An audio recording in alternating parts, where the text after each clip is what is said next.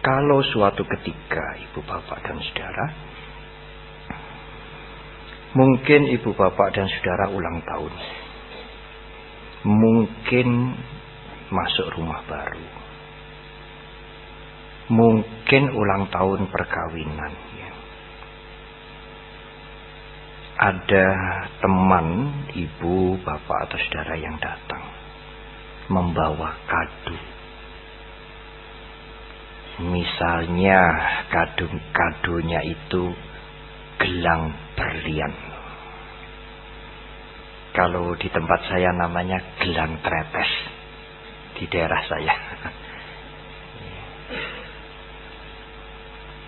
Kalau ibu atau saudari ulang tahun perkawinan, ada kenalan yang baik sekali yang dulu pernah mendapatkan jasa, pernah ditolong, datang memberikan kado gelang tretes, ya, betulan, ya, bukan artificial, bukan imitasi.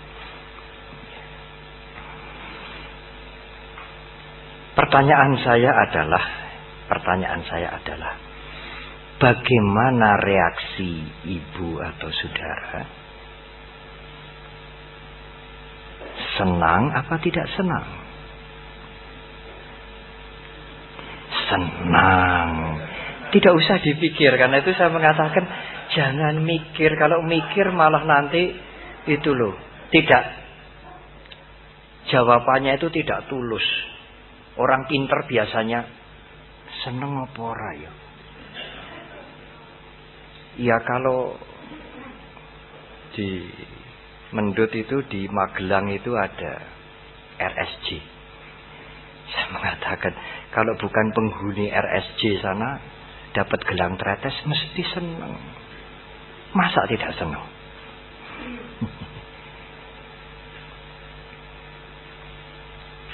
Itu kalau wanita.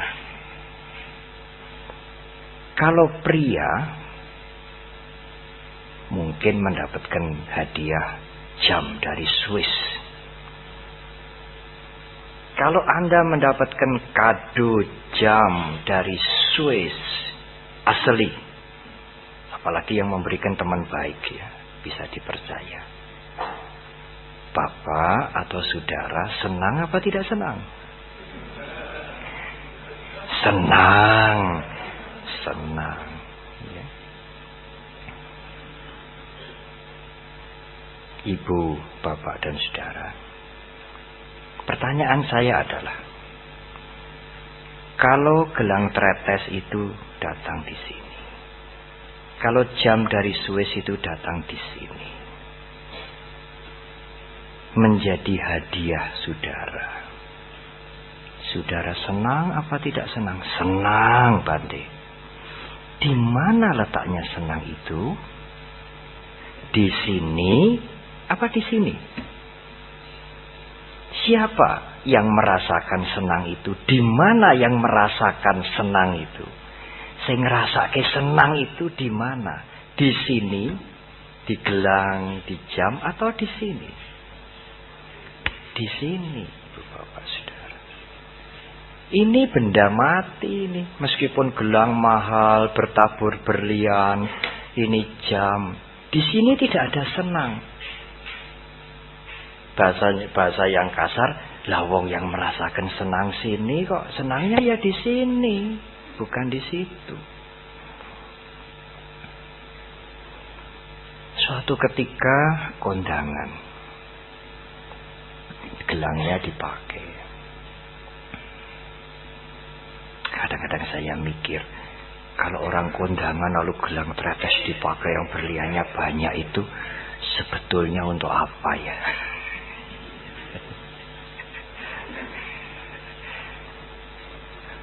Pameran. Lalu jamnya dipakai. Tetapi karena sesuatu hal, waktu pulang, berliannya itu copot beberapa butir. Dilihat bolong. Entah kecantol tas, entah kecantol pakaian, atau jam Swiss yang mahal itu jatuh, kepijak, pecah. Kalau mata berliannya itu hilang, jamnya itu pecah, riak, ibu, bapak, bagaimana reaksinya? Senang apa tidak senang? Tidak senang, Bante. Gampang saja ini. Gampang saja. Tidak usah pendidikan tinggi, orang yang sederhana, tidak mengerti, tidak bisa membaca sekalipun, bisa menjawab dengan spontan. Kalau jam Anda yang mahal rusak, berlian Anda hilang, Anda senang atau tidak senang? Tidak senang, Bante. Benar. Di mana letaknya tidak senang itu? Letaknya tidak senang itu di arloji yang riak apa di sini? Di sini. Tidak senang itu ada di gelang yang berliannya copot itu, di situ ada tidak senang, atau tidak senang itu di sini? Di sini. Oleh karena itulah menurut Buddha Gautama, Guru Agung, yang membuat kita senang atau tidak senang, yang membuat kita menderita, yang membuat kita susah, semuanya itu muncul di dalam dan dari dalam diri kita ini. Tidak ada sangkut pautnya dengan yang di luar. Karena kalau kita susah, sedih, sini. Kalau kita senang, gembira juga di sini, tidak di luar. Tetapi kalau ibu bapak ada yang kritis bisa bilang, ya Bante, menderita di sini, senang di sini. Tapi jalarannya kan di luar toh Bante. Nah kalau saya tidak dapat gelang tretes kan tidak bisa tahu juk-juk senang. Karena gelang tretes saya senang. Karena jamnya rusak saya menderita. Jalarannya kan yang di luar juga toh Bante. Tidak hanya di dalam toh. Betul Bu Bapak dan Saudara? Kelihatannya betul. Tapi tidak betul. Apa betul kalau ada gelang tretes, ada jam datang lalu kita menjadi senang? Iya Bante, kalau tidak ada jam, tidak ada gelang tretes, bagaimana kita senang? Iya, kalau gelang tretes dan jam itu datang ke Pak Budi. Kalau gelang tretes dan jam itu datang ke Pak Joni, Pak Budi senang tidak? Tidak senang. Loh kenapa tidak senang? Lah jamnya ke sono bukan ke sini. Katanya kalau ada jam, ada gelang tretes, senang. Ini ada jam, ada gelang tretes, tapi pergi ke sono, tidak ke sini. Pergi ke Pak Edi, tidak ke saya. Saya senang apa tidak? Tidak. Kenapa tidak senang Bante? Nah gelangnya sama jamnya ke situ, enggak ke sini.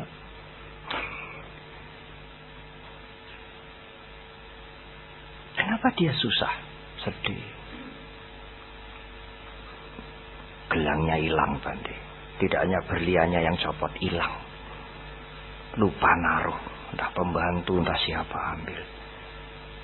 Jamnya dipijek sama sepatu itu, riak.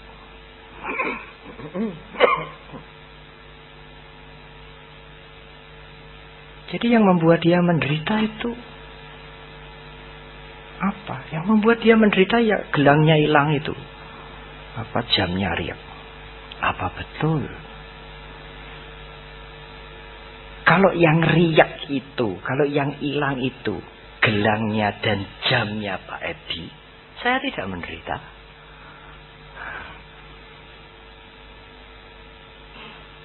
Katanya kalau gelangnya hilang menderita, jamnya riak menderita. Ini ada jam riak, ada gelang yang hilang. Tapi jam yang riak dan gelang yang hilang itu Pak Edi yang punya.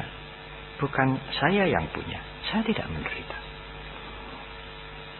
Bante, Pak Edi itu loh gelangnya hilang. Oh mahal itu, miliaran itu. Jamnya itu juga rusak. Sayang, kasihan. Saya mungkin hanya, Pak Budi mungkin hanya, kurang hati-hati, lain waktu hati-hati. Tapi kalau jamnya Pak Budi sendiri, gelangnya Pak Budi sendiri yang hilang, dia menderita. Dia tidak bisa, aku kurang hati-hati. Tidak. Jadi, ibu bapak dan saudara, apa sebab yang membuat menderita ini? Yang membuat menderita itu adalah jamku, gelangku, itu yang membuat menderita. Aku. Karena kalau gelangnya dia, jamnya dia, aku tidak menderita. Kalau jamnya gelangnya anaknya, dia ikut menderita. Kalau jamnya gelangnya temannya yang hilang, dia sedikit menderita. Kalau jamnya gelangnya orang lain yang rusak, yang hilang, yang kita tidak kenal, sama sekali tidak menderita. Karena bukan jamku, bukan gelangku, bukan jamnya anakku, bukan gelangnya anakku. Gelangnya jamnya orang lain. Aku tidak kenal. Tidak menderita. Berhati-hatilah dengan aku, ibu bapak. Itu yang membuat kita menderita. Kalau aku itu lengket banget. Namanya upadana dalam bahasa Sanskerta, bahasa Pali. Kalau akunya itu besar sekali, maka dia akan lengket banget. Seneng banget dengan barang ini. Karena ini mahal sekali, tidak bisa didapat. Miliar-miliar, wah aku seneng banget. Kalau kita sudah seneng banget, itu namanya lengket. Tandanya akunya besar sekali. Ini tidak sampai hilang. Cacat sedikit saja, gerumpil sedikit saja. Menderita. Mengapa menderita berarti? Saking lengketnya. Saking senengnya, saking lengketnya. Saking besarnya akunya. Dia menderita. Berharga mahal miliaran. Tetapi barang yang sama, yang berharga mahal miliaran, kalau ini rusak tetapi bukan milikku, aku tidak apa-apa. Tenang, tenteram.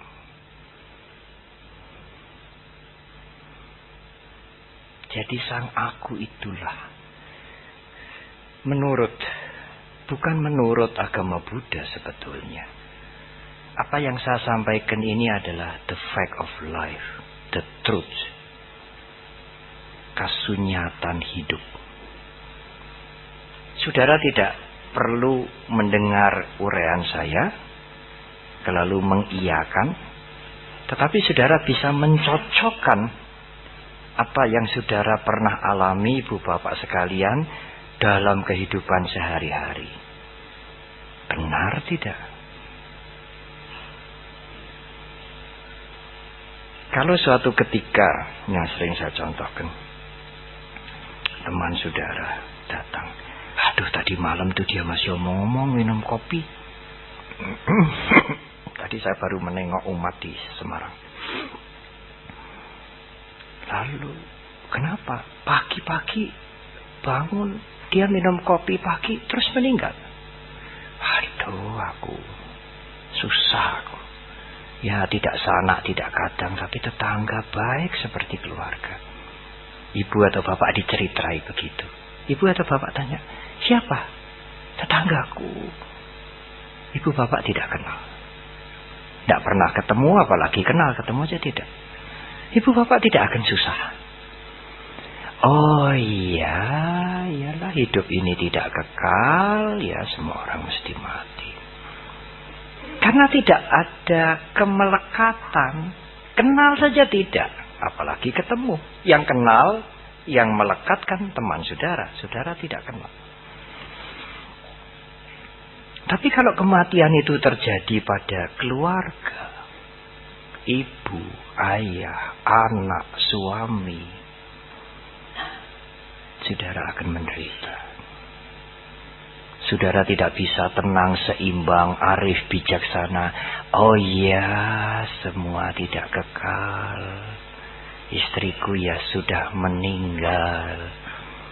Seimbang, tenang, sulit.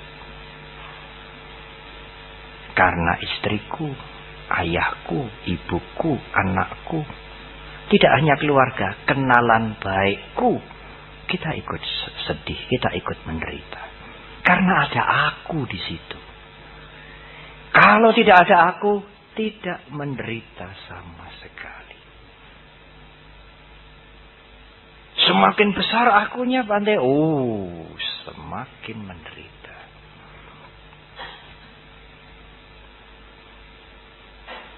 Ibu, bapak, dan saudara, jangan sepelekan aku. Ada orang mengatakan, Bante, aku itu kan bukan kejahatan toh.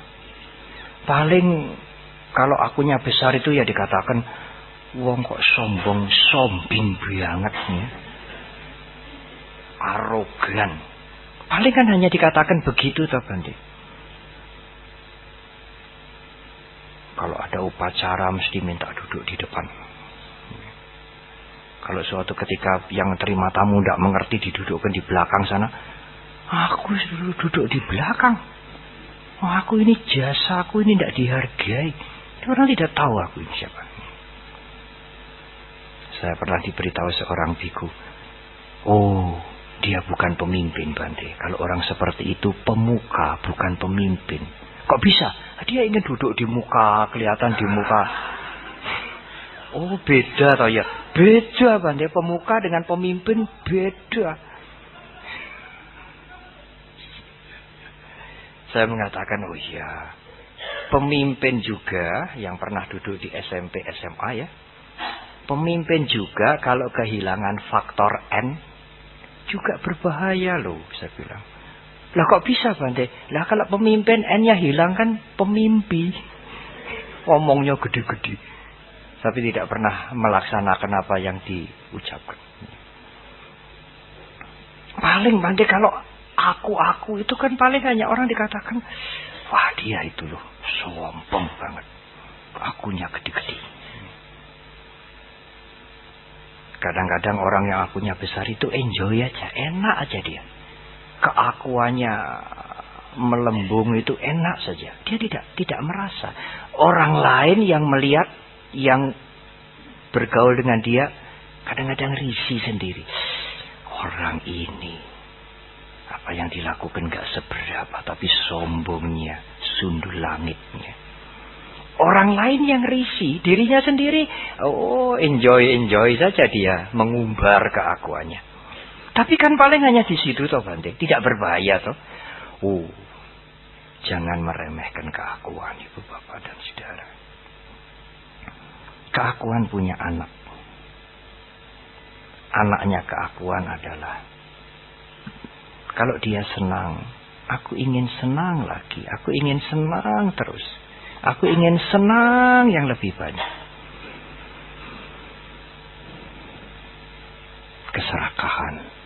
Anaknya keakuan itu keserakahan. Kalau dia untung, aku ingin untung terus. Aku nggak mau rugi. Tidak ada pedagang yang mau rugi. Aku ingin sukses terus. Aku ingin sehat terus. Kalau sudah tua, aku ingin tua terus. Loh, kok bisa, Bante? Ya siapa yang mau kepingin mati? Kalau sudah terlanjur tua kan aku ingin tua terus karena aku tidak mau mati. Itu keserakahan. Kalau keinginan senang terus, sukses terus, untung terus, berhasil terus, terhalang, mentok, banyak masalah, tidak bisa diatasi. Nah, keserakahannya itu berubah bentuk. Apa itu? Metamorfose, berubah bentuk. Kalau dulu aku ingin senang terus, ingin maju terus, usahaku ingin jalan terus, ingin hidup terus. Kalau rencananya, programnya mentok, kena masalah, Bante, aku udah bosen hidup. Aku ingin mati aja lah, Bante. Buat apa begini? Nah, kok lain dulu, lain sekarang. Seminggu yang lalu masih berapi-api, masih, aku ingin ini, ingin itu, aku ingin maju, ingin begini. Nah, sekarang kok ngelokro bagaimana ini? Sudah cukup hidupnya, sudah tidak ada yang menyenangkan lagi, sudahlah Bante. Nanti malam saya berangkat ya, saya sudah terima. Loh, kenapa ini? Karena kesenangannya terhalang.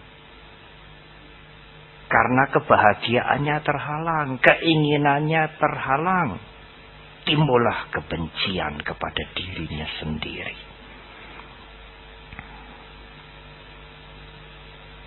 Juga kebencian pada orang lain. Oh, siapa yang menghalang-halangi? Singkirkan saja. Bila perlu, lenyapkan, bunuh. Itulah kebencian. Kebencian muncul pada saat keserakahan tidak mendapatkan pemenuhan.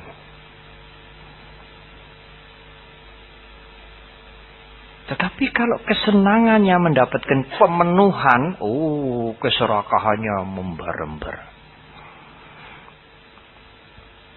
Saya pernah ketemu dengan seorang pejabat. Dia ingin mencalonkan lagi, ingin menjabat lagi. Pak, apa menjabat itu, Bapak menjabat itu enak toh? Iya Bante, enaknya hanya 10%. Lah yang 90% Pak. Yang 90% enak banget Bante.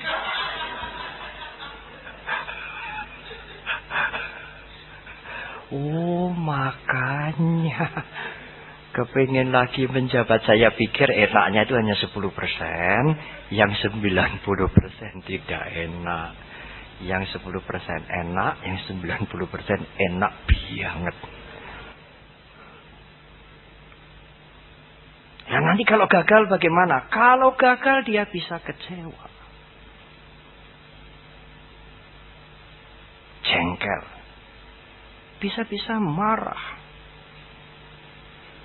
tidak senang pada yang maju, tidak senang pada yang berhasil. Itu anaknya kebencian. Jadi sang aku punya anak kebencian, kebencian punya anak senang melihat orang lain gagal, membalas dendam. Anaknya keserakahan apa? Anaknya keserakahan iri hati.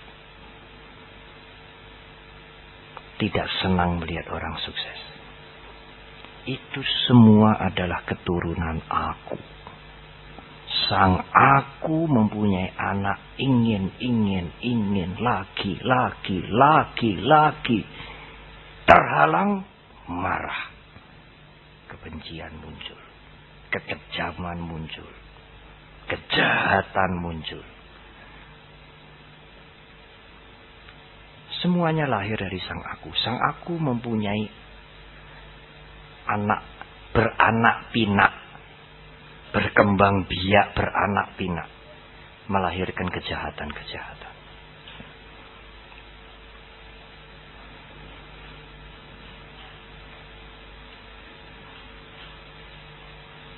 Ibu, bapak, dan saudara, ibu, bapak bisa memahami ya apa yang saya uraikan.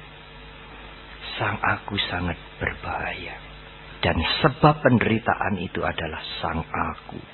Tidak ada sangkut pautnya dengan yang di luar sama sekali.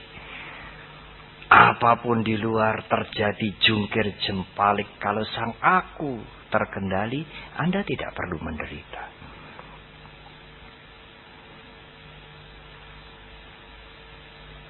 Bante, saya mendengar penderitaan itu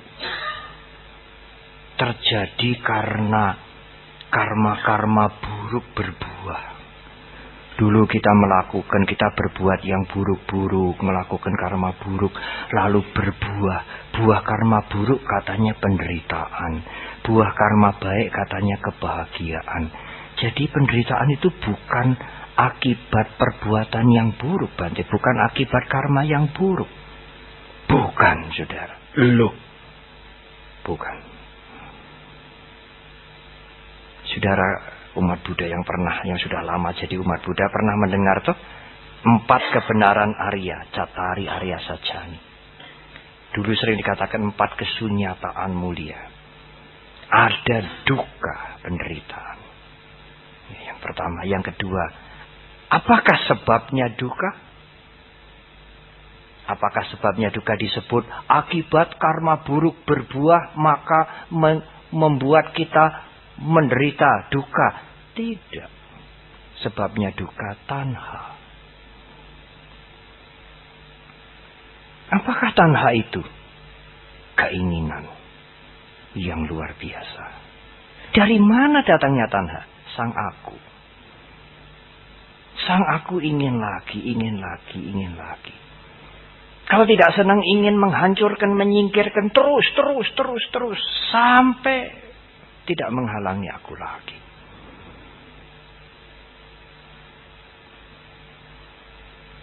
Kalau keinginan tidak terpenuhi, menghancurkan yang menghalang-halangi tidak bisa, timbul keinginan ingin menghancurkan dirinya sendiri. Aku sudah tidak ingin lagi hidup kalau begini. Tidak enak lagi, tidak ada gunanya lagi, bosan aku. Dia ingin menghancurkan dirinya sendiri. Itu tanha. Kalau tanha, keinginan ini tidak diwaspadai, dibiarkan, sang aku menjadi lebih besar. Kalau sang aku menjadi lebih besar, keinginan menjadi lebih menggila, maka timbullah kemelekatan. Kalau senang ya senang banget. Kalau sudah benci, sudah sengit ya benci sekali. Dia melekat. Keinginan itu membutakan.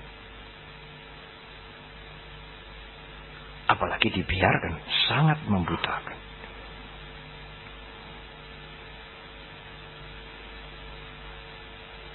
Jadi Bante, kalau karma buruk kita, perbuatan buruk kita berbuah, itu kita tidak menderita. Terserah saudara mau menderita atau mau tidak menderita. Jadi kalau karma buruk berbuah, akibat perbuatan baik kebahagiaan, akibat perbuatan jahat, perbuatan buruk penderitaan. Apa kita tidak mesti menderita, Bante? Tidak. Tergantung pada kita, pada yang di dalam ini, saudara. Kita mau menderita atau tidak? Tergantung yang di dalam, tidak tergantung akibat yang muncul. Motornya diparkir di pinggir jalan. Sudah di tempat yang aman. Ada truk nyelonong. Ditabrak. Motornya masuk di kolongnya truk. Riak, tidak bisa diperbaiki. Apakah itu tidak karma buruk berbuah? Tidak dikendarai, diparkir. Ada truk yang nyelonong. Tetapi apakah orang yang mempunyai motor yang ditabrak truk sampai masuk ke kolongnya truk itu menderita? Belum tentu. Kalau dia bisa menyadari apa yang terjadi, mengendalikan pikirannya, mungkin dia menderita karena belum mencapai kebebasan dari kotoran batin, tapi sedikit. Tapi ya wis lah, harap diapakin sudah tidak bisa dileles lagi. Saya tidak mau menderita. Sudah tidak menderita. Tetapi kalau tidak ada kewaspadaan, pikirannya tidak dijaga, sang akunya berjalan menderita. Motorku digiles. Anyar. Salah apa? Berhari-hari dia tersiksa oleh kekecewaannya sendiri karena sang aku terganggu. Motorku digiles. Lah nek motore kae piye? Luar weh. Motore kae digiles sembuh. Ora urusanku. Lah nek motormu gelo aku, menderita. Pada saat sang aku muncul, penderitaan muncul. Kalau aku muncul sedikit, dia menderita sedikit. Sesudah itu tidak menderita. Pada saat sang aku muncul kuat sekali, dia menjadi orang yang sangat menderita. Dari cerita ini lagi ibu bapak bisa melihat tidak ada hubungannya kesusahan, ketegangan, penderitaan itu dengan yang di luar ini. Tidak ada sangkut pautnya. Susah, menderita, sengsara itu karena kita sendiri sepenuh-penuhnya. Karena apa, Bante? Karena sang aku kita biarkan. Jangan main-main dengan sang aku. Bukan hanya persoalan sombing-sombing saja. Berbahaya. Dia menjadi biang penderitaan.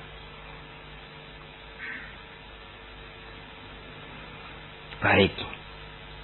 Chapter pertama, paragraf pertama saya tutup. Saya mau ke paragraf kedua. Tapi paragraf kedua ini ada hubungannya dengan paragraf pertama. Saudara, kalau saudara punya anak di Amerika, di Los Angeles lah, atau di New York, atau di Jerman, saya tidak ingin menggunakan contoh Amerika. Sebab nanti kalau anaknya ada yang di Amerika, nanti dikira jangan-jangan ini Bante meramal.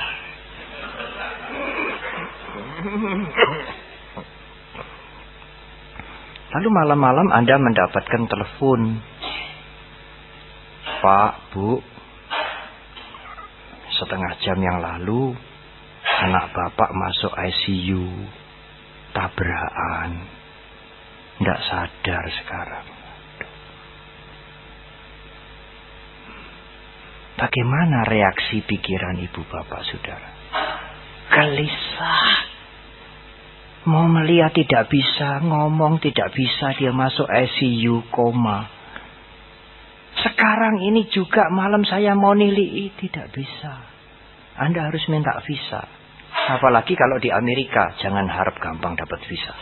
Tidak peduli alasannya, ibu meninggal, anak sakit. Kalau tidak dikasih, ya tidak dikasih. Belum lagi paspor, belum lagi karcis. Andai kata dapat visa, dapat paspor, 1 hari selesai, dapat karcis. Dari Indonesia ke Amerika itu 20 jam, 22 jam. Selama mencari visa, mencari paspor, mencari karcis, naik pesawat 20 jam, 22 jam. Bagaimana pikiran kita ini sebagai orang tua? Was-was, gelisah, khawatir, berkembang biak.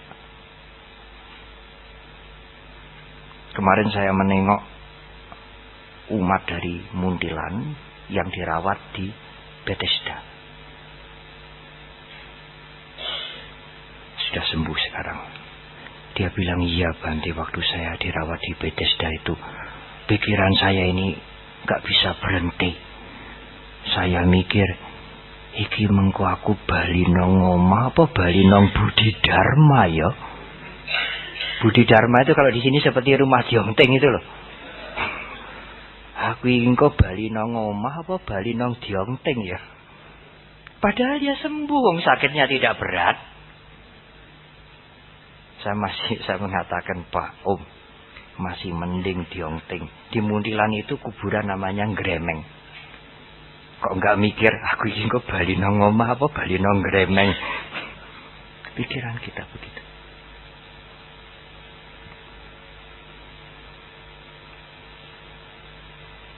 Kalau ibu mendengar, bapak mendengar, anak ditabrak, koma, masuk ICU, jauh. Timbul gelisah, khawatir iki engko terus piye? Sapa sing nulung? Bisa sembuh tidak? Sing nukokke piyen sewang sapa iki engko?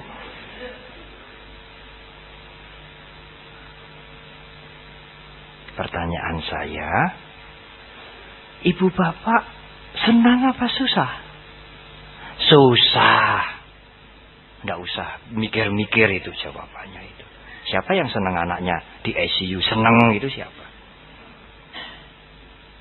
Pikiran itu ibu bapak sangat cepat dan sangat kuat mempengaruhi perasaan.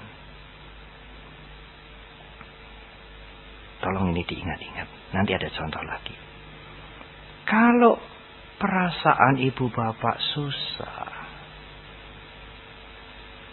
karena pikiran gelisah, membayangkan anaknya, was-was, khawatir, pikiran dengan cepat mempengaruhi perasaan. Perasaannya susah. Kalau ibu susah seperti itu, apakah makan rasanya enak? Tak enak. Kesukaannya apa toh dia? Soto. Cepet-cepet deh tuh kok ke soto. Sotonya datang. Dilihat aja. Makano. Dah senang saya. Enggak kepingin. Susah saya susah. Lihat pemandangan yang biasa senang melihat pemandangan. Enggak menarik lagi. Datang teman-temannya yang ngajak jalan-jalan pagi. Semua hari ini orang usah melaku. Loh kenapa? Elek kabeh. Susah aku. Bisa tidur nyenyak? Tidak bisa. Tidur mungkin hanya sebentar, beberapa menit dia bangun lagi. Perasaan mempengaruhi jasmani. Makan tidak enak, minum tidak enak, duduk enggak jenak, tidur tidak nyenyak. Perasaan mempengaruhi jasmani. Lain persoalan kalau misalnya anaknya yang ada di Jepang telepon setelah kuliah menghabiskan uang bertahun-tahun, "Ma, hari ini aku lulus." Tenan ini mah, ndak ngapusi. Nanti apa itu? Hasilnya nanti saya fax. Aduh, anakku lulus. Pikirannya bereaksi, anaknya lulus, sukses. Kewajiban sebagai orang tua satu langkah selesai. Pikiran mempengaruhi perasaan. Perasaan ibu bapak bagaimana? Senang atau tidak senang anak-anaknya lulus? Senang. Cepat sekali itu. Pikiran mempengaruhi perasaan itu cepat sekali. Sangat cepat, sangat kuat. Perasaan mempengaruhi jasmani. Ayo. Sesuk konco-konco sing mlaku-mlaku iki tak traktir kabeh. Makan gudeg. Waduh. Lahap sekali. Enak makan. Seneng, gembira. Perasaan sangat mempengaruhi jasmani. Makan enak, minum enak, jalan-jalan senang.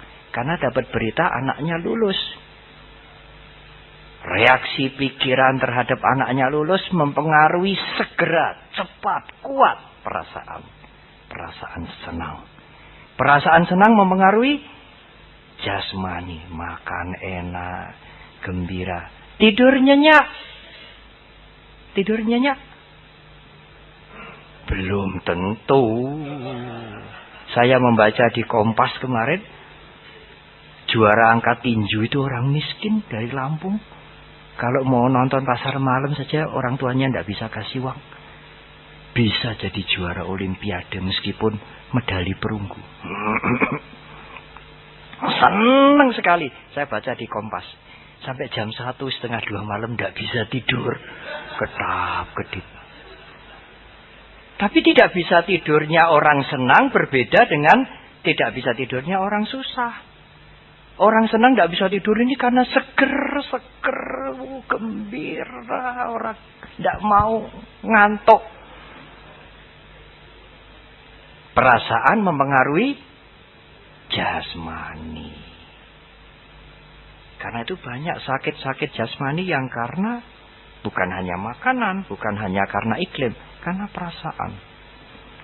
Susah berkelanjutan, sedih. Sangat sedih, belum bisa diudari, belum ada keringanan sedikit pun. Nah, itu mengganggu sampai kurus kadang-kadang. Ini mukanya tidak cerah.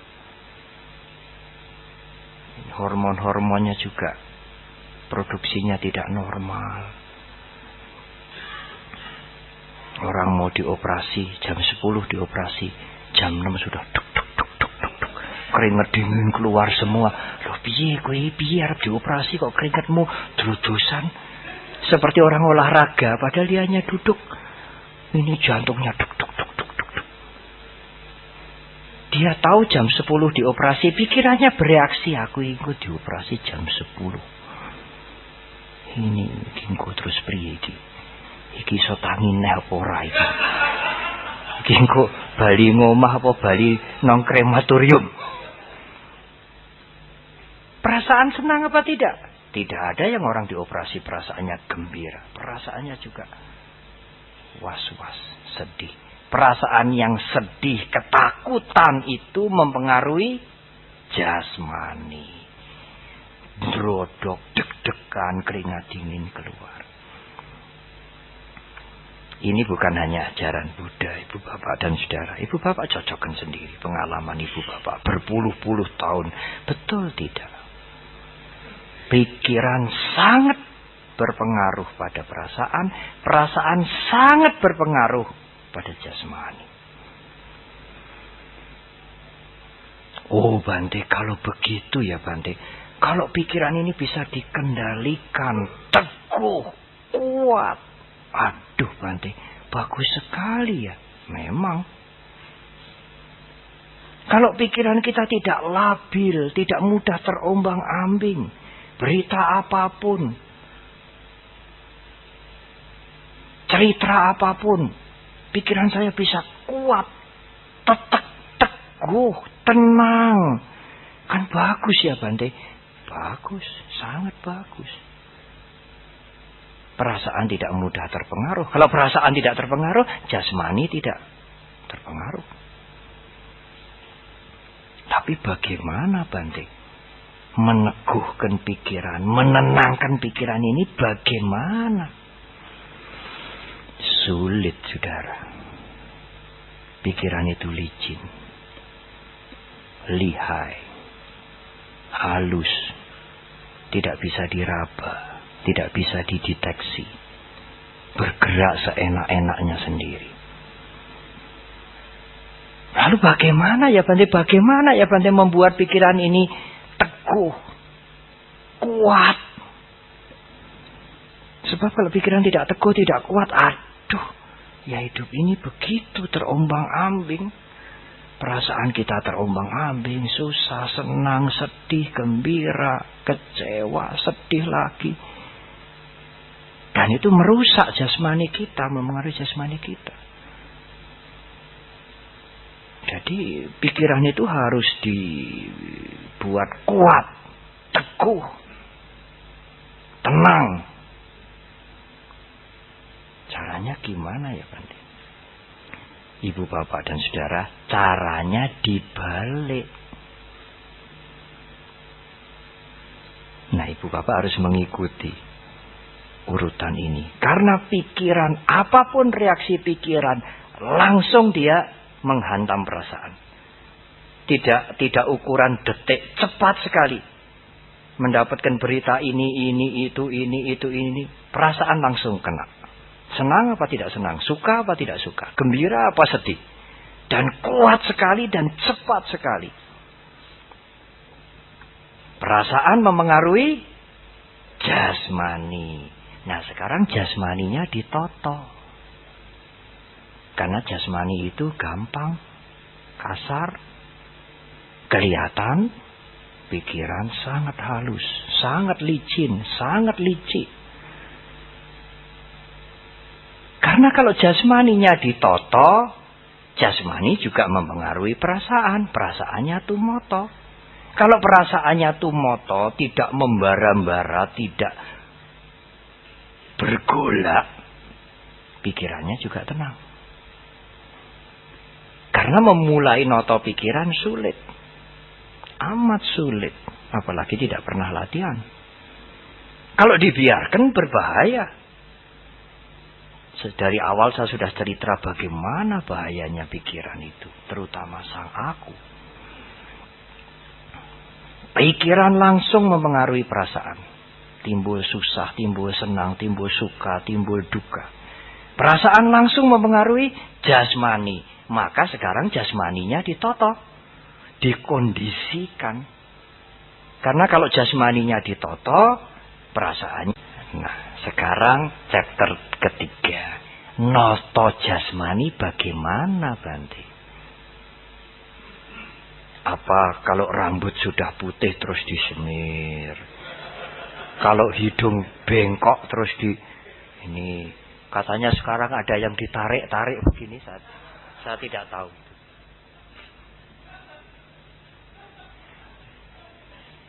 Bagaimana? Apa jalannya juga harus pelan-pelan seperti macan kelaparan gitu ya? Tidak.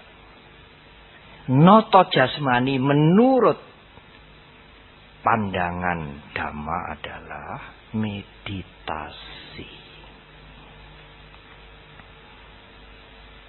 Loh, Bante kok meditasi kok ada hubungannya dengan jasmani? Ya. Karena yang paling gampang itu meditasi yang dihubungkan dengan jasmani. Tidak dengan perasaan dulu, tidak dengan pikiran. Caranya bagaimana, Bante? Memperhatikan jasmaninya sendiri. Gimana, Bante? Apa ngiling-ngilingi terus begini? Tidak. Yang diperhatikan nafasnya sendiri. Masuk, keluar, masuk, keluar. Duduk dengan tenang. Tidak usah silo tumpang, di kursi juga boleh.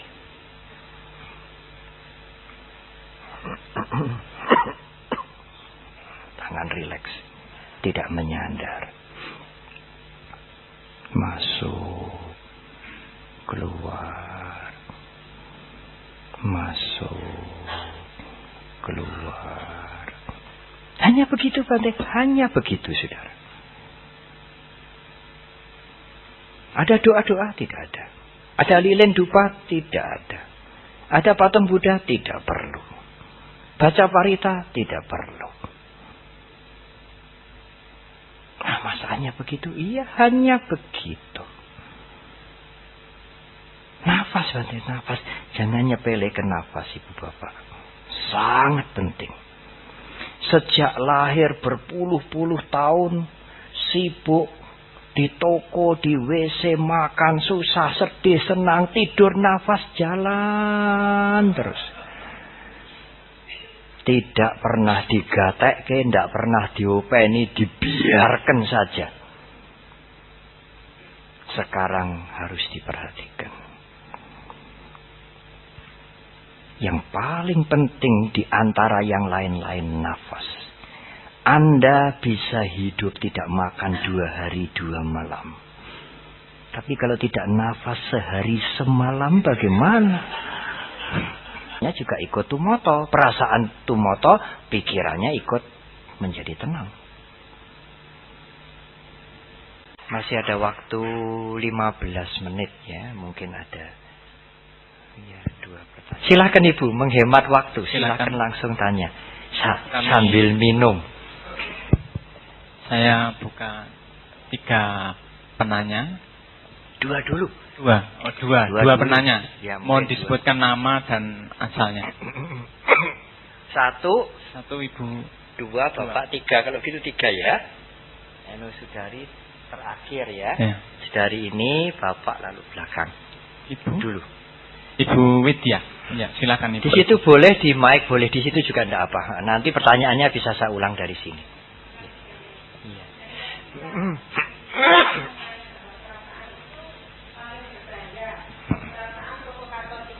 Iya, betul. Sebenarnya apakah ada perbedaan Bante antara perasaan mempengaruhi pikiran atau pikiran yang mempengaruhi perasaan? Ya. Sebab sering kita dengar statement-statement bahwa jadi manusia yang rasional, atau kadang-kadang laki-laki itu rasional, wanita lebih emosional dan sebagainya. Iya, iya. Makasih Bang. Iya. Kalau saya diminta untuk memberikan tanggapan singkat, timbal balik Ibu, interdependensi. Semua reaksi pikiran pasti langsung mempengaruhi perasaan. Nah, perasaan yang dipengaruhi itu kalau tidak suka, ya senang atau tidak senang. Di dalam Buddhis biasanya senang atau tidak senang ini dibagi 2. Kalau senang atau tidak senang itu datangnya dari sensasi tubuh, makan enak, melihat yang bagus, meraba apa yang dia suka disebut suka. Kalau melihat yang buruk, merasakan yang dia tidak biasa disebut tidak suka. Tetapi kalau dia mengingat sesuatu, kenangan terhadap yang baik, kenangan terhadap yang enak, kenikmatan atau berita-berita yang bagus, rangsangannya bukan dari jasmani disebut senang.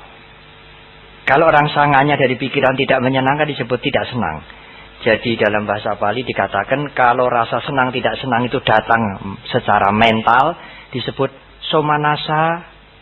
Somanasa itu senang dan domanasa itu tidak senang.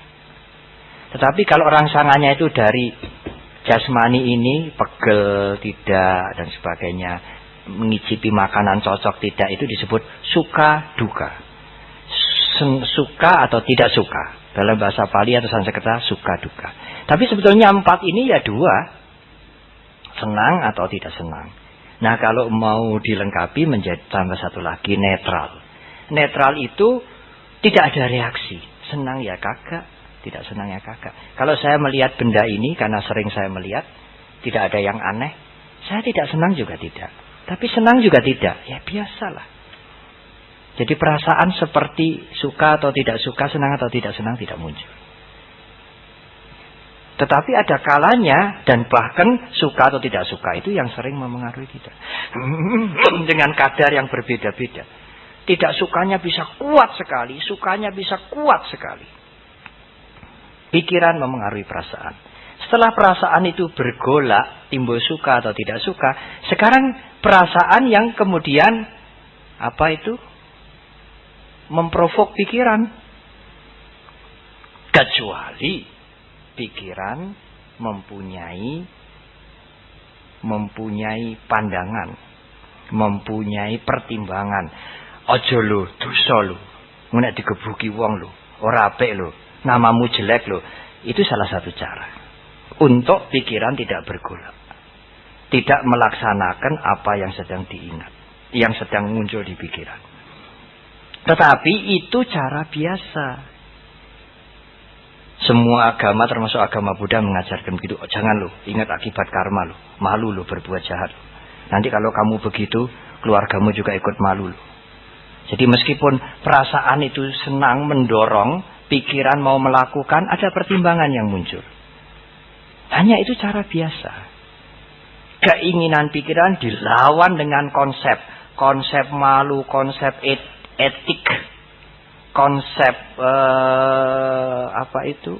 pergaulan sosial, konsep hukum karma, konsep dosa dihukum Tuhan dan lain-lain. Kalau cara meditatif lain.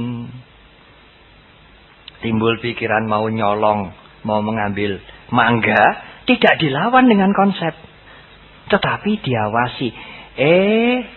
Pikiran harap nyolong. Dengan diawasi begitu, keinginan nyolong itu akan turun. Tidak jadi nyolong. Apa ya cukup kuat Bante pengawasannya itu? Ya karena itulah latihan meditasi. Kalau kesadarannya, awareness-nya mengawasi pikiran mau nyolong pelem itu lemah, tidak kuat dia tetap nyolong. Kalau lemah bagaimana Bante? Awareness kita masih lemah bagaimana? Kalau masih lemah dan ada kalanya kita lemah, pakai cara yang tradisional, yang konvensional. Konsep-konsep tentang dosa, akibat, karma, malu, kalau ketangkep dipakai semua untuk menghantam pikiran mau nyolong mangga itu. Boleh Bante dipakai, boleh. Tapi konsep dilawan dengan konsep. Kitab suci agama Buddha yang banyak itu semuanya konsep itu. Ceramah saya 1-2 jam dan setiap dhamma kelas Anda merekam, ini konsep semua ini. Ada gunanya juga untuk melawan pikiran yang negatif. Kalau pikiran yang bagus bagaimana? Bisa didorong juga dengan konsep. Tetapi kalau Anda melatih meditasi, mempunyai awareness atau sati dalam bahasa Pali, mempunyai keawasan lumayan, sekarang timbul pikiran ingin mencuri buah mangga, tidak digempur dengan konsep, tapi dilihat saja, disadari saja. Oh, kepingin jupo. Nanti dia akan turun. Membersihkan kotoran batin. Tapi kalau digempur dengan konsep, jangan loh ya, jangan. Orang tua bisa malu loh. Buah karmanya nanti loh. Itu kotoran batin ditutup begini. Ditutup dengan konsep dosa, takut malu, akibat karma jelek. Apalagi tidak ada kesempatan. Ya nanti dia tumbuh lagi. Tetapi kalau dengan cara meditatif, kotoran batinnya ini dibeginikan. Dihabiskan, dikurangi.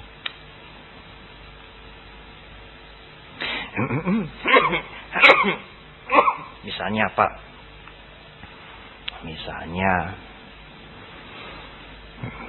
mau mengambil uangnya orang yang gemeletak di situ. Tidak ada orangnya. Pertama kali mata melihat, mata lapor ke pikiran, ingatan, uang, tidak ada orangnya. Lalu perasaan jalan itu cepat sekali prosesnya. Perasaan jalan, wah punya uang banyak, enak. Apalagi sekarang lagi tidak punya uang. Langsung perasaan itu memprovok pikiran, ambilan. Kalau tidak ada pertimbangan, ambil saja. Mata gelap orang bilang. Emosi membutakan pikiran. Kalau ada pertimbangan, ingat lo ya, ini diwihara lo. Kualat lo, jipok duit engko cikar tangane lo. Ya. Ada cerita banyak itu. Atau tidak ingat hukum karma? Tidak ingat orang tua? Bagaimana kalau kamu nanti tertangkap begini-begini? Jangan. Banyak berbuat baik, jangan berbuat jahat. Uangnya itu disimpan saja, jangan diambil. Itu semuanya konsep untuk menggempur keinginan mau ngambil duit. Sehingga tidak jadi ngambil duit. Tidak jadi ngambil duit kan bagus Bante. Bagus. Tapi kotoran batin tidak berkurang. Hanya ditutup dengan konsep. Cara yang konvensional. Takut Tuhan, takut neraka, takut akibat karma. Kalau cara meditatif bagaimana Bante? Lihat duit, saya singkat saja. Senang kepengen ngambil, oh, pengen jupo. Diperhatikan saja keinginan untuk mengambil itu, nanti dia turun. Apalagi kalau sebelum keinginan muncul, timbul perasaan lihat duit satu gebok senang. Apalagi kalau itu bisa ditangkap, oh senang muncul, senang. Belum sampai dia memprovok pikiran. Itu lebih awal lagi dia melihat, mengetahui, menyadari wedana, senang karena melihat uang. Belum sampai menghasut pikiran. Tapi kalau dia luput sampai perasaan itu menghasut pikiran, tidak apa-apa. Sekarang pikiran yang diperhatikan. Sehingga kekuatan pikiran untuk mengambil itu reda. Itulah vipassana. Sangat universal cara ini. Anda mempraktekkan cara ini, kalau Anda beragama bukan Buddhis, keyakinan Anda tidak terganggu. Dan Anda tidak harus menjadi umat Buddha untuk melatih vipassana. Begitu dulu, saya harus menghemat waktu. Silakan Bapak. Ya. Silakan. Bapak ini dulu, Ibu nomor 3 sesuai urutan. Ya. Silakan. Ya, ya, ya. Hanya saya mohon mungkin komentarnya disimpan dulu, langsung ke pertanyaan saja. Ya, terima kasih Bante. Saya Hendro Utomo dari Kartosuro. Ya, saya ingat Bapak. Dalam praktek saya, iya, itu kesadaran saya bisa dikalahkan dengan aku saya. Iya, iya. Kesadaran saya itu sadar benar. Tapi akunya ini kuat sekali. Sehingga tujuannya itu tidak tercapai. Bagaimana bisa mengalahkan akunya itu? Iya, iya. Supaya kita itu bisa tenang. Bagus sekali. Terima kasih. Ini bagus sekali. Bagus sekali. Dan sebetulnya jawabnya tidak sulit. Bante, kalau saya selesai melakukan sesuatu, apa mengatur ruangan ini, mengatur dekor, bangun sesuatu, bangun pabrik, bangun apa, anak lulus, aku kan muncul Bante, meskipun tidak diuarkan. Aja diomongke lho, sini menek Bante mengerti darani aku nih gede, tapi di dalam pikiran muncul. Aku sudah berhasil meluluskan anakku. Wah, dekor ini bagus ya, aku puas. Oh, gedung ini aku yang dulu mencarikan dana, aku yang merancang. Itu kan aku muncul Bante. Bagaimana itu Bante? Tapi saya juga sudah meditasi. Sederhana sebetulnya saudara. Jangan dimusuhi akunya. Loh, gimana Bante? Lihat aja. Aku lagi muncul ini. Biar aja. Apa Bante? Malulah. Aku kok muncul terus. Ini kan tidak baik katanya Bante, ini biang keladi. Nanti serakah bisa muncul, benci bisa muncul. Tidak baik ini pikiranku kok, akunya kok begini. Itu malah tidak baik. Memusuhi dirinya sendiri. Kebencian kepada dirinya. Jadi bagaimana Bante? Lihat aja. Oh, aku lagi mau enjoy ini. Mau mencari nama ini. Oh, aku muncul. Nanti dia akan turun. Jadi kalau aku muncul itu tidak dianggap noda Bante. Di dalam vipassana semua diperhatikan. Tidak dipilah-pilah mana noda, mana bersih, mana jahat, mana kotor, mana mulia, mana rendah, mana ingatan, mana rencana. Tidak dikategorikan begitu. Semua yang muncul di pikiran termasuk keakuan, keserakahan, ingin selingkuh, ingin makan enak, ingin hubungan seks, ingin membunuh, ingin apa, semuanya diperhatikan saja. Tidak di stop, tidak. Tetapi juga tidak dikembangkan. Sederhana. Kalau akunya membara-bara Bante, aku yang berhubungan dengan kebencian, aku dibohongi, aku dilangkai, harga diriku diinjak-injak, juga diperhatikan aja. Kalau aku bersekutu atau berhubungan dengan keserakahan, aku sukses, aku berhasil, aku melakukan yang baik, aku rendah hati, aku tidak sombong, juga dibiarkan aja, dilihat aja. Lihat dengan pasif.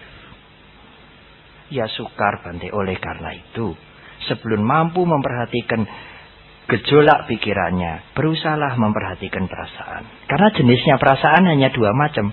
Suka atau tidak suka. Suka atau tidak suka. Senang atau tidak senang. Nah, sebelum berlatih memperhatikan perasaan, mulai dengan memperhatikan jasmani. Langkah kaki, waktu kita menyapu. Ya tidak bisa Bante sadar terus-menerus sepanjang hari. Ya memang tidak bisa, sebanyak mungkin. Dan sekali sehari duduk diam. Memperhatikan nafasnya sendiri. Itulah vipassana. Terakhir, pertanyaan singkat ya. Ya, tidak komentar. Ya. Silakan. Ya. Saya bermeditasi 2 kali dalam 24 jam. Soalnya kalau 1 kali untuk kesehatan kurang bagus. Ya. Terus saya berusaha meditasi 2 kali. Kadang Ya. 1 kali kalau malas. Tapi seringnya 2 kali. Kalau malam hari saya berusaha untuk 1 jam. Saya mulai 7:30. Kalau dini hari mungkin 2:30 atau jam 3 saya berusaha meditasi 2,5 jam. Soalnya konsentrasi saya sekarang semakin meningkat. Ya. Yang ditanyakan. Langsung ke pertanyaan saja. Terus kalau saya udah mulai konsentrasi itu kepala saya ini secara nggak sadar itu gini. Terus ntar sadar lagi gini. Semakin konsentrasi meningkat gini. Nah, terus kalau terlalu sering gini gitu saya di Langsung tempat ke kerjaan pertanyaan itu, saja, Mbak. kalau gitu. capek seperti. Tanyanya apa tanyanya? Bagaimana caranya supaya ini nggak capek? Gitu. Ya.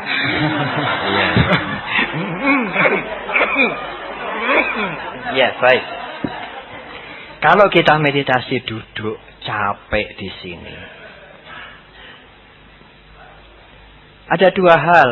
Capeknya ini disadari, capek di sini. Bisa.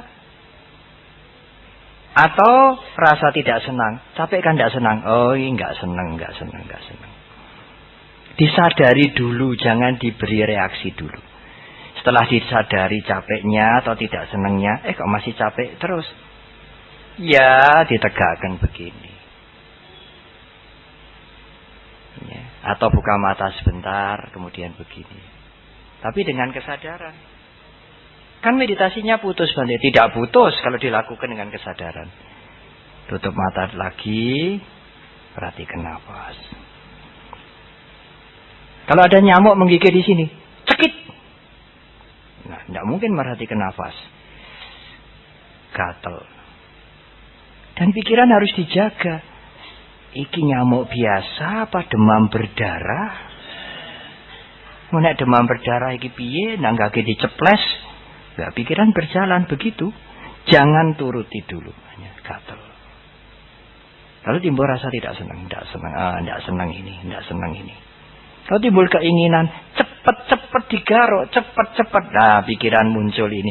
Sadari dulu itu. Dari gatel, tidak senang, kepingin garuk dan sebagainya. Kalau sudah disadari begitu, katanya tidak hilang, baru diberi reaksi. Tangannya dinaikkan, diusap, naik turun. Hilang gatelnya, tangannya turun. Semua dilakukan dengan perhatian. Mulai lagi, nafasnya diperhatikan masuk, keluar. Boleh ya Bante begitu? Boleh. Tapi semua dilakukan dengan keawasan. Tidak cekit, ples. Robot itu. Ya, itu sudah tuh. Kawas. Diperhatikan dulu. Jangan reaksi dulu. Supaya apa? Supaya emosi tidak meledak-ledak dan pikiran tidak cepat memberikan reaksi spontan. Perhatikan dulu. Sampai sejauh mana gatel ini. Kaki sakit. Sakit ini. Cepat berdiri, nanti lumpuh. Ya, nanti stroke. Macam-macam ini nanti muter-muter pikirannya. Oh, ini sakit. Dijaga senetral mungkin. Tidak menganalisa, tidak menghakimi, tidak mencari sebabnya. Just hanya sadar. Lalu tidak senang muncul. Bergerak sedikit tidak apa-apa. Ini pikiran sudah muncul. Ingin bergerak sedikit. Hilang, sakitnya hilang, ya udah kembali ke nafas. Kalau belum hilang, mau nuruti bergerak sedikit, ya boleh bergerak saja dengan kesadaran. Nah, hilang, kembali ke nafas. Itulah vipassana. Selamat melatih vipassana. Ada bahayanya Bante kalau tidak ada guru? Tidak ada. Selama Anda mempunyai tujuan benar. Untuk mengurangi kotoran batin, untuk menipiskan keakuan, untuk mempertajam keawasan, supaya keakuan tidak merajalela, supaya perasaan tidak menjadi provokator yang ganas. Tidak ada risiko untuk itu. Tapi kalau Anda bermeditasi untuk membangkitkan tenaga dalam, kundalini, prana, bisa melihat makhluk halus, bisa membaca pikiran orang, punya kekuatan dalam yang luar biasa, ya mohon maaf, saya tidak bisa memberikan komentar karena saya tidak melatih cara meditasi seperti itu. Terima kasih.